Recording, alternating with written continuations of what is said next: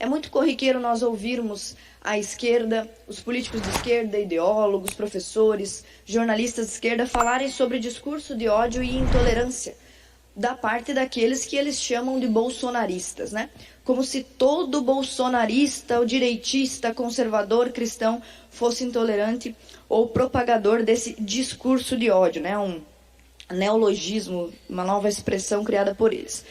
Eu quero pedir aos senhores deputados atenção ao vídeo que eu vou passar agora, não porque ele se refere a mim, mas no tocante ao catarinense no geral. Eu quero que os senhores prestem atenção, especialmente no trecho em que este protagonista do vídeo se refere a Santa Catarina e aos catarinenses. Eu li quando morreu o Olavo de Carvalho, nota de falecimento, nota 10, nota 10. Já disse, vou repetir, morreu, ainda bem que morreu. E tem mais gente da turma dele para morrer. Aí me lembro de outro caso agora, ainda em função desse guru ridículo que morreu, né?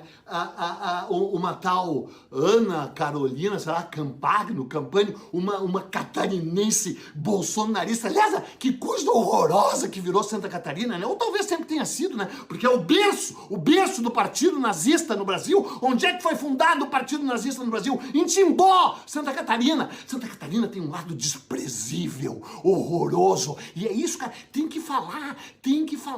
Porque não é questão de liberdade de expressão, é questão de história, é questão do que aconteceu, é questão dos fatos. E o que tem de racista, reacionário e pró-nazista no Rio Grande do Sul, em Santa Catarina, claro que não é geral, óbvio que não é generalização, mas tem que ficar claro que é aqui no tal sul separatista que foi o berço dessa coisa nazista no Brasil. Aí essa catarinense patética, deputada, ela tem um Instagram que daí caiu na minha mão com ela falando da Mary Shelley e da Mary Wollstonecraft, né? A mãe da Mary Shelley, que é a criadora a primeira grande feminista, Mary Wollstonecraft, mãe da Mary Shelley. A Mary Shelley, mulher do poeta Shelley, que escreveu Frankenstein com 19 anos de idade, né? Uma mulher que conheço, que li, que sei tudo, e a própria mãe dela também. E aí ela cita essas duas no Instagram dela, não sabendo ou fingindo não saber que as duas vomitariam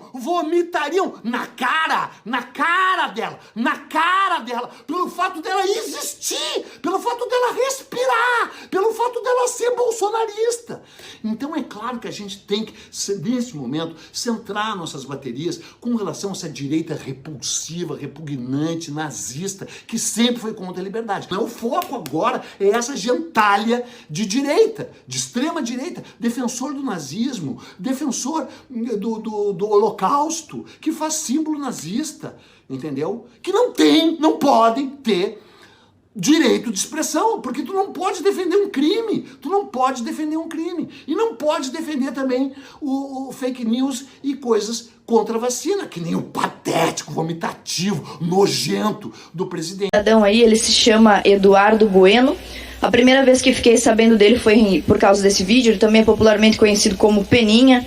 Eu tenho a impressão que ele ficou com esse ódio muito grande do falecido professor Olavo de Carvalho, depois de um debate no Fórum da Liberdade, onde parece que ele saiu envergonhado, mas não é esse o assunto principal. O assunto principal desse vídeo é que esse sujeito é um progressista, parece que é formado em história, conhecido como professor de história, jornalista, comentarista de história, então é uma pessoa responsável por formar opiniões. E uma das opiniões que esse cidadão está formando aí é a de que Santa Catarina é o estado mais nazista do Brasil, que Santa Catarina é o estado de gente racista, retrógrada e nazista. Além disso, os senhores viram aí, ele celebrou a morte do professor Olavo de Carvalho, me relacionou ao professor Olavo de Carvalho, que para mim não é desonra nenhuma, muito pelo contrário, sou mesmo aluna dele, fui mesmo aluna dele, e por fim ele faz uma associação entre o Olavo de Carvalho, que mora em Richmond, nasceu em Campinas, nem é catarinense, o meu nome e os catarinenses em geral, falando aí sobre nazismo, sobre sermos nazistas. Eu gostaria de denunciar aqui, senhores, essa estratégia retórica desse sujeito,